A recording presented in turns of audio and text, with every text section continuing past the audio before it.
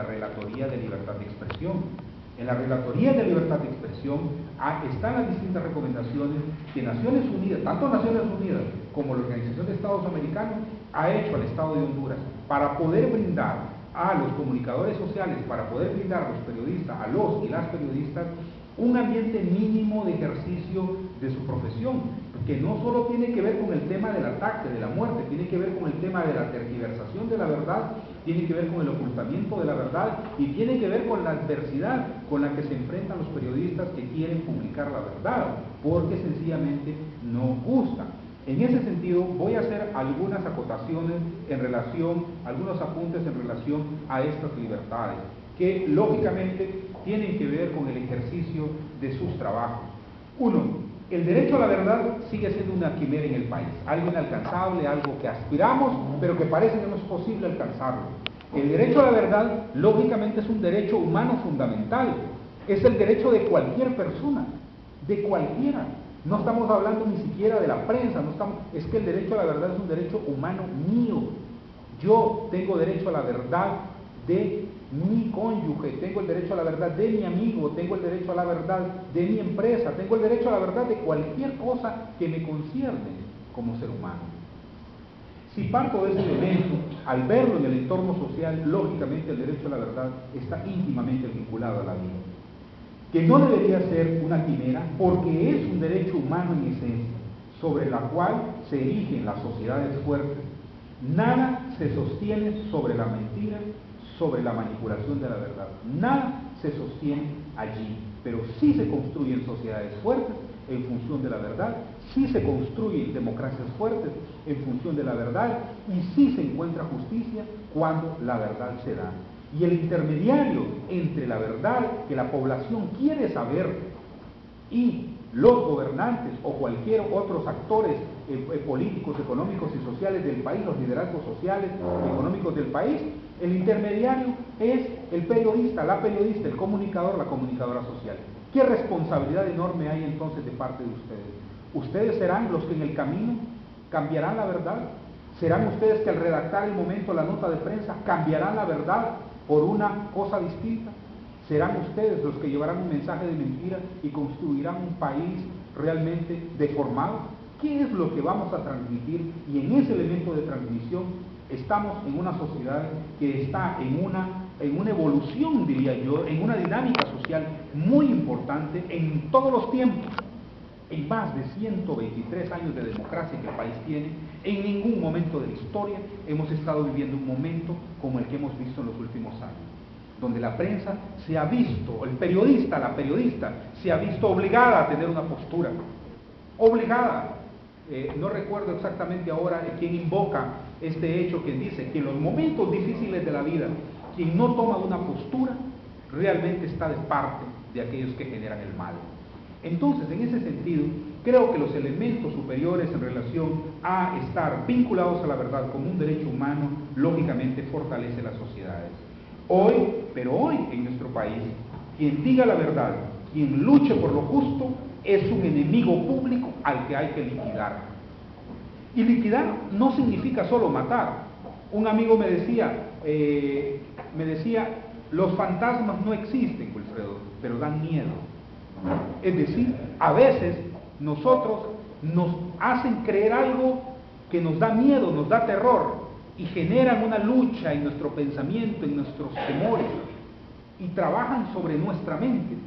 Yo, en materia de seguridad, tengo que estudiar la inseguridad subjetiva. La inseguridad subjetiva es aquella inseguridad que está en mi mente, que yo escucho que hubo un asesinato, que hubo una masacre, que a una niña, a un niño de tantos años lo despedazaron, y empiezo a generar un miedo.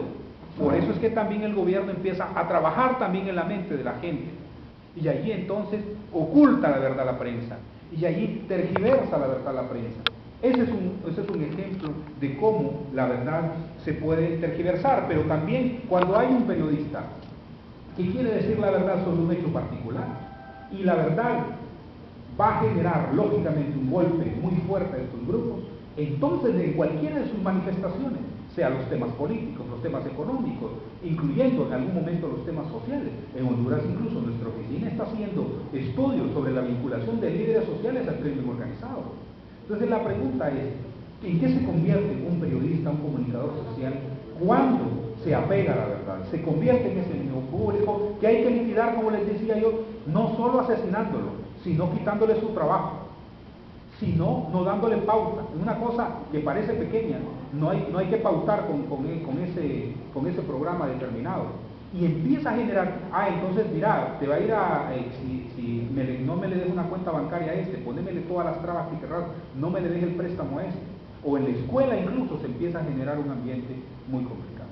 Esa es una verdad, solo menciono unos cuantos ejemplos, pero hay ejemplos que ustedes podrán, cada uno de ustedes, contar 3, 5, 10 ejemplos de lo que ustedes conocen. La prensa, entonces, ¿al servicio de quién? Esa es la pregunta, como las canciones la iglesia al servicio de quién. La prensa al servicio de quién. El servicio de ustedes como periodistas, como comunicadores sociales, al servicio de quién. El pueblo querrá la verdad. El que tiene el poder querrá que ustedes le favorezcan. Y el mal los querrá someter, sencillamente. Esta parece ser una lucha sempiterna de ustedes como periodistas, como comunicadores sociales. Estar interactuando con el poder, estar interactuando con la población que les exige a ustedes y con quienes ustedes están moralmente y éticamente obligados. Y están las estructuras del mal que sencillamente le ponen aquí una maletita de 100,000, 1,000,000 de lempiras, ¿verdad? Hubo un periodista que a mí me dijo, mira Will, yo ya no quiero ser corrupto, ¿verdad? Yo no quiero yo quiero cambiar. No les digo el nombre porque todos ustedes lo conocen, pero ya no quiero hacerlo. Quiero dejar un país distinto, porque lo que lo llevamos nosotros a esta condición fue producto de las acciones de corrupción que degeneran a un país hasta convertirlo en un mar de sangre. Entonces, hombres y mujeres que lucharon con dignidad, se murieron con dignidad, pero pobres. Se murieron con dignidad, sufriendo, viendo a su familia en las peores condiciones. Y vieron a la par su compañero periodista o comunicador social, que igual que ellos lucharon y anda con un carro del último del año, tiene una casa aquí, tiene otra casa de campo. Un amigo decía, qué caro me cuesta ser honrado. Entonces, la pregunta es, ¿esa prensa al servicio de quién?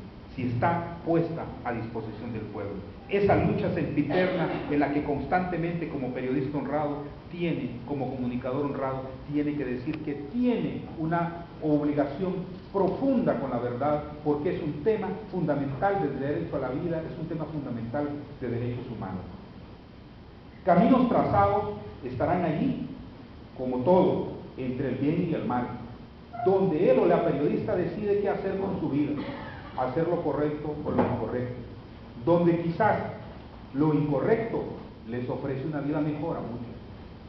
Entonces, en ese sentido, marca el hecho de la ética como un elemento fundamental, marca el hecho en la herencia a nuestros hijos e hijas como el elemento fundamental de vida, y marca el hecho incluso que nuestros hijos y nuestras hijas nos reclamen, incluso a decirle cualquier grosería, porque ve que usted no tiene lo que el otro tiene.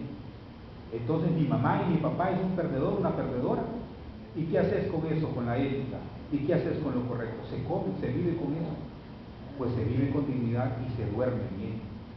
Y se deja un legado al país, y se deja y se construye una patria distinta. Por eso, compañeros y compañeras, para los derechos humanos, el derecho a la verdad es un derecho esencial, y el derecho a la verdad es un derecho que el pueblo tiene y que tiene sus transmisores directos y que tiene sus abanderados directos, que son ustedes como hombres y mujeres que están allí. Por cuestiones de tiempo, yo me quedo aquí y les agradezco mucho que me hayan invitado para poder compartir estas ideas que son muy elementales y que todos ustedes y todas ustedes las saben, pero que en el marco del ejercicio en materia de derechos humanos es importante que un trabajador de derechos humanos, como muchos y muchas de ustedes son, lo exprese hacia ustedes. Muchas gracias.